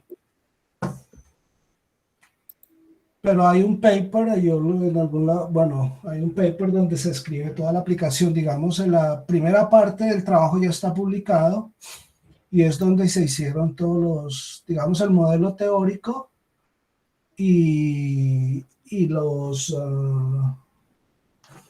sí, no sé si lo tengo por acá en la mano, toda la parte del modelo teórico y eso ya, esa parte se publicó y ahora lo que estamos, la segunda parte del proyecto es hacer la parte de acelerarlo, ¿no? Estaba mirando a ver si tengo el paper por acá en la mano, pero no lo tengo. Pero esas matrices vienen de sistemas, esas matrices de banded matrices vienen sí, se originan a partir de la solución de ecuaciones diferenciales. ¿Y como en qué tipos de materiales están trabajando ahí? ¿Como celdas solares? ¿En dónde hay cosas que excitadas por radiación? Bueno, hay algunas, bueno, hay un tipo de moléculas donde, digamos, sí, yo sé que estas son sistemas, no, otra vez no encuentro acá el paper. Ah, no, acá está el paper. Sí,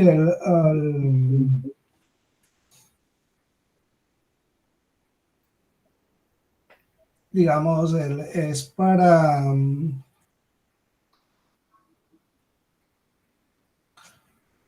¿O para protectores solares o no, diferentes? sí, digamos, es como uno, digamos, no, inclusive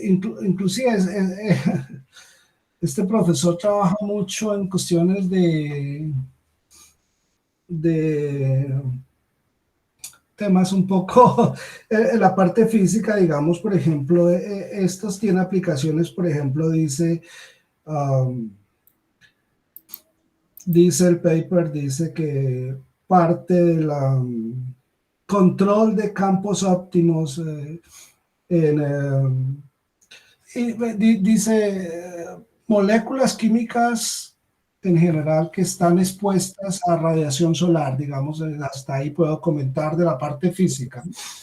Digamos, lo que sucede es que ellos cogen las partes físicas, hacen los estudios analíticos, pero finalmente esos estudios analíticos tienen que implementarlos en ecuaciones discretas. Y entonces generalmente termina en soluciones de ecuaciones diferenciales, algo así, y muchas de estas ecuaciones diferenciales, por ejemplo, son lineales, entonces ahí viene toda la parte de composición de matrices que aplica.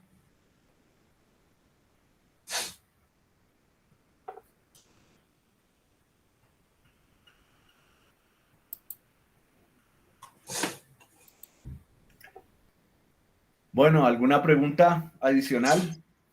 Como les comentaba la vez pasada, en los Colab que nosotros usamos, uno puede pedir un computador de esos virtual con GPUs.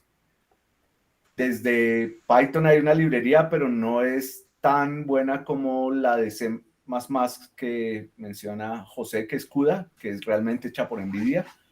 Sé que es algo que interfaza porque ya como la gente está usando desde Python cosas en Machine Learning, llama a esas cosas, seguramente genera código CUDA por debajo, que es como el código nativo es casi como el assembler de esos procesadores paralelos.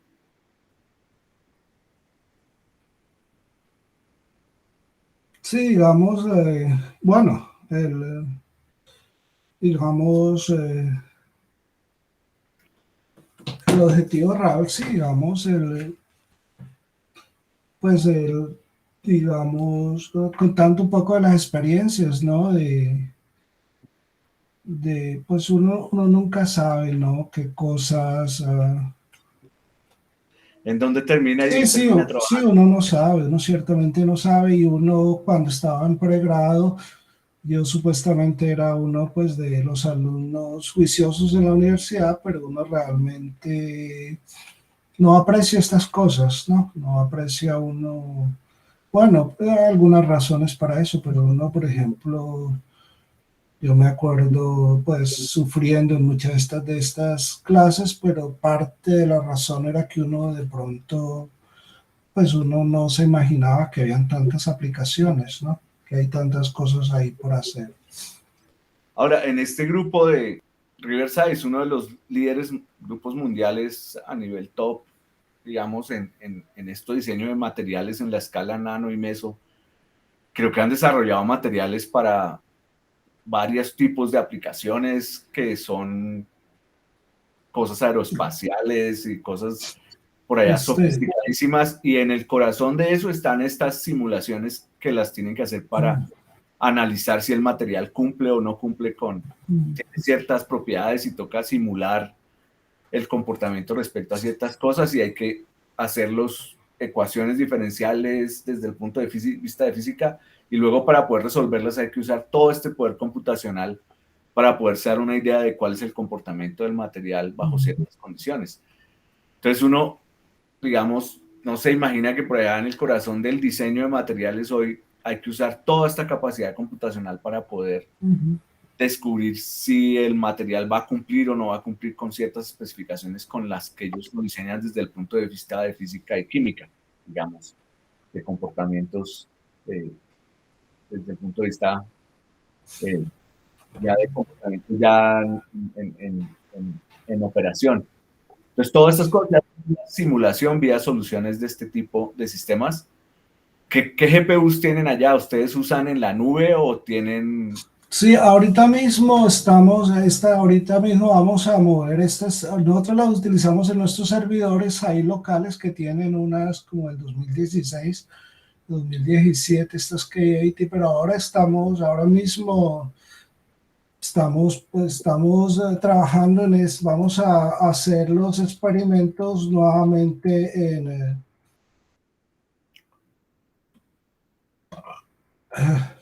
en las Ampere A100, esta de acá.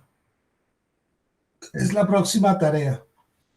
En la Ah, nube, ya no la quieren sí, comprar para correr ahí. hay una máquina que ellos tienen en Berkeley, que es una máquina, pues, ¿cómo se llamaría? Estado del arte o algo así.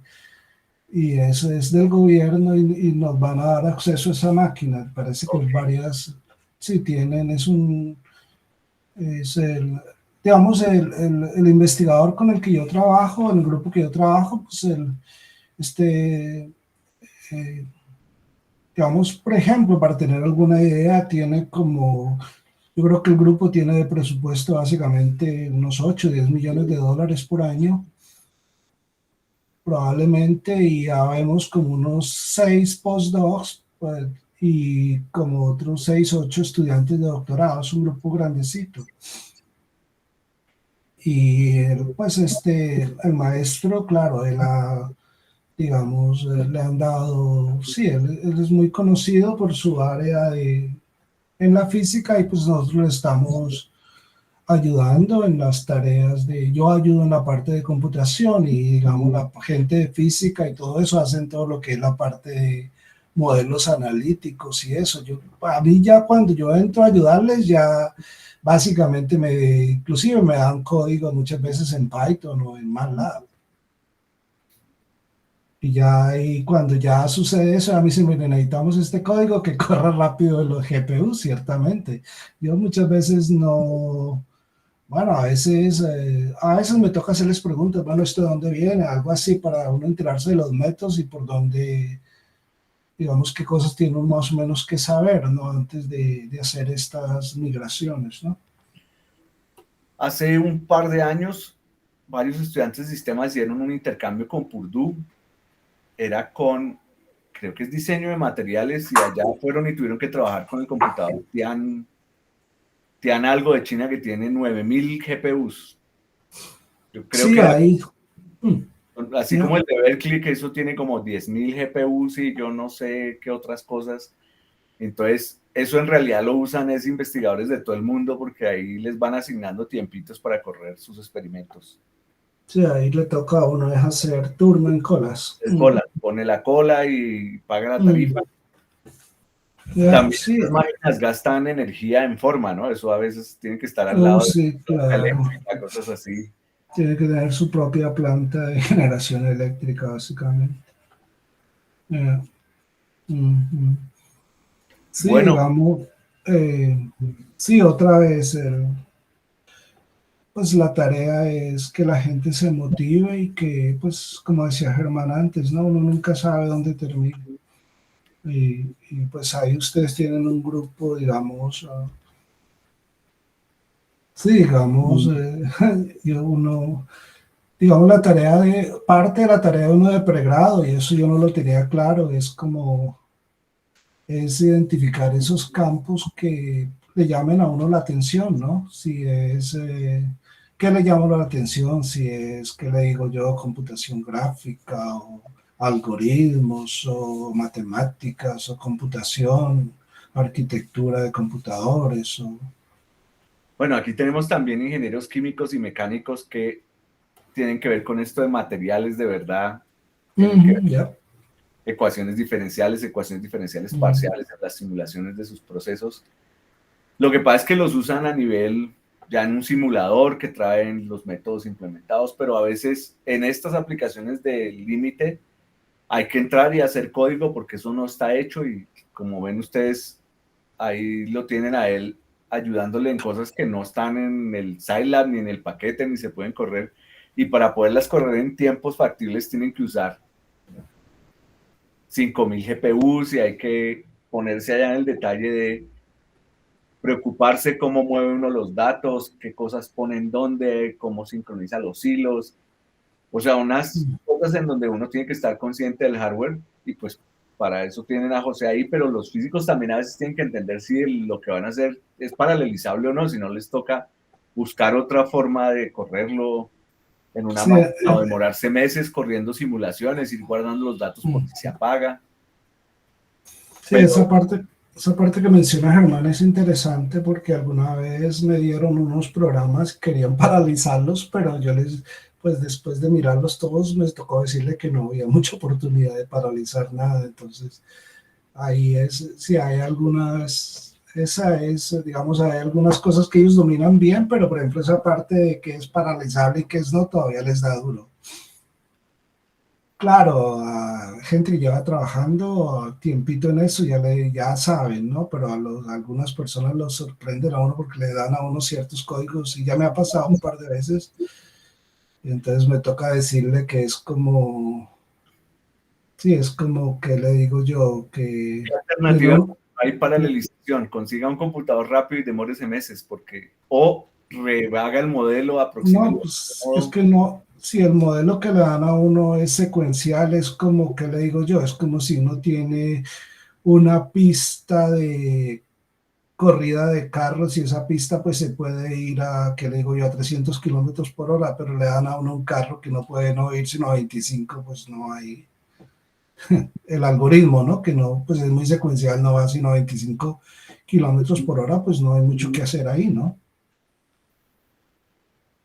digamos, sí, el algoritmo que le den a uno tiene que ser un algoritmo que permita. Si alguien está interesado en explorar posibilidades de colaborar con ustedes, si a alguien le interesan GPUs, computación de alto desempeño, ¿lo contactan vía conmigo o cómo? Sí, a través de Germán, claro. Listo. Bueno, José, mil gracias. Démosle un aplauso y agradecimiento a José por contarnos cómo están utilizando la computación paralela en Riverside, y es buenísimo tener a uno de nuestros egresados en uno de estos grupos que es líder mundial en diseño de materiales, ayudándole a los físicos en la parte computacional. Ahí son fundamentalmente físicos, ¿cierto? Ya. No hay Sí. químicos, sino físicos Hay fundamentalmente. físicos, ingenieros eléctricos y gente, materiales, ¿no? Digamos, ingenieros químicos hay, digamos, gente con posgrados en, sí, Material. químicos, materiales, material science y físicos. Grupo como medio diverso. Y pues yo hago la parte, yo lo ayudo con algunas cosas en computación. ¿Y alguien más trabaja computación? ¿Usted es el único postdoc que le da soporte a todos en la parte computacional? Sí, digamos, ellos, el grupo, la mayoría programan, digamos, hacen rutinas, son buenos programadores en Python, en MATLAB, algunos en C, pero cuando se trata ya de aceleración y eso, generalmente yo les ayudo con eso. Bueno, muchísimas gracias, José, y nos Bueno, veremos en la próxima. Yo espero sí, grabar sí. y publicarlo en algún punto porque he estado reocupado. Ya tengo como 4 cosas que editar y publicar para estos niños. Bueno, Bueno, entonces nos vemos el próximo lunes. El lunes ya no es festivo. Y yo creo que por ahí en unas 2 clases tenemos el parcial, ya terminamos lo de álgebra lineal. La próxima vez vamos a repasar lo de LU y tienen que hacer un laboratorio de LU ahí en Python, pero secuencial. Este les va a parecer sencillito.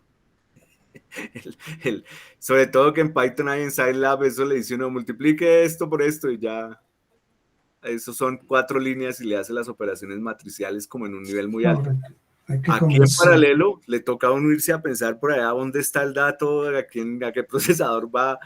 Aquí en el alto nivel, claro, el Python no es muy veloz, el Scilab es veloz porque está sobre NumPy, pero por ejemplo, para ellos no les sirve Python porque 40, 50 veces más lento y en operaciones matriciales a un NumPy, pues no tiene una cosa en paralelo, pero uno se tiene que ir al lenguaje nativo de las tarjetas esas que es CUDA si de verdad quiere aprovechar todo el potencial.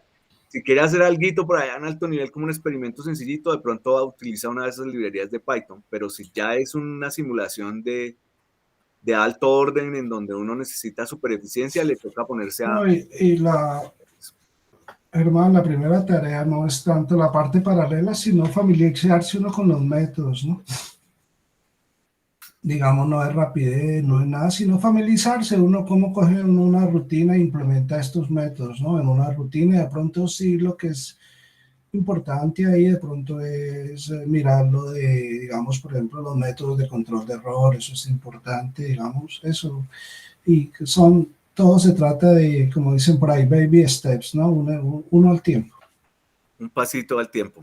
Sí, sí, Bueno, así gracias. toca porque, pues, si no, es mucha información al mismo tiempo. Bueno, aquí no los vamos a atormentar con GPUs. Llegué a pensar que de pronto decíamos como ahí tienen GPUs en el Colab y se puede No. correr algo, pero no, eso es un cambio de chip total. De por sí, algunos reaprendieron Python y desde primero no habían visto nada, algunos de otras disciplinas. Y los de sistemas tampoco es esto que estén familiarizados. Ellos hacen software y cosas ahí, cosas en web y en Android para cosas de esas, pero este tipo de computación numérica no es tan familiar. Entonces sí es un cambio de chip, pero pasa como lo de cuántica. Esto ya está en todo lado donde uno tenga que hacer procesamiento y el paralelismo le dé una ventaja. Lo que le digo, hasta en las tablets para ciertas aplicaciones que tienen muchas cosas gráficas, tienen GPU. Una tablet, un teléfono de alta gama ya tiene un GPU. Un computador, un laptop ya tiene un GPU de 400 o 300, o si es uno de gamer, de pronto 1200 procesadores que lo usan los juegos para los renders de las imágenes y los videos, pero si uno tiene que hacer cómputo numérico, descarga ese software, el driver de la tarjeta, y desde el compilador ese puede uno programar esos procesadores. Entonces es algo que antes era por allá exótico, que un computador paralelo, había uno en los Andes, el T1 Cray, por la época en que nosotros estábamos y nosotros usábamos simuladores. Yo recuerdo, no sé si a usted, unos simuladores que secuencialmente hacían la simulación de cosas en paralelo, como para darse una idea. Hoy ustedes viven en un mundo en donde de verdad tienen acceso a computadores paralelos más o menos equivalente a lo que era un Cray hace unos 15 o 20 años, con 5.000 o 4.000 o 1.200 procesadores, y ahí se puede probar lo fundamental. El asunto es que trabajar con eso tiene que ser para algo que valga la pena, como dice José. O sea, le toca a uno ponerse a estudiar un montón de cosas, y si no lo va a utilizar Claro. para algo efectivo, es un aprendizaje muy, muy intenso, muy fuerte. Por ejemplo, los de física no se ponen a estudiar eso porque ellos tienen que hacer sus tesis de doctorado y eso, y se dedican a lo suyo, y van donde José y le dicen, venga, esto se puede. Y entonces José, que tiene experiencia, lo puede hacer en unas semanas o en un mes. Si una persona se dedica a eso, se gasta meses aprendiendo, y eso de pronto no es esencial para el avance de lo que ellos tienen que hacer en sus investigaciones, que les pagan, porque seguramente todos esos son grants de los militares, grants de empresas, grants de institutos de centros de desarrollo, que les pagan por diseñar materiales, y entonces necesitan el resultado y no se pueden desgastar aprendiendo eso, aunque es fundamental para correr las cosas. Dicen, no, que un especialista me ayude, que ya tiene más experiencia. Bueno, gracias, José. Buenas noches, son las 8:01. Entonces, nos vemos el lunes. Que pasen buena noche. Bueno, gracias a todos por el tiempo. Bueno, abrazos para todos. Bueno. Gracias. Gracias. Bueno, gracias.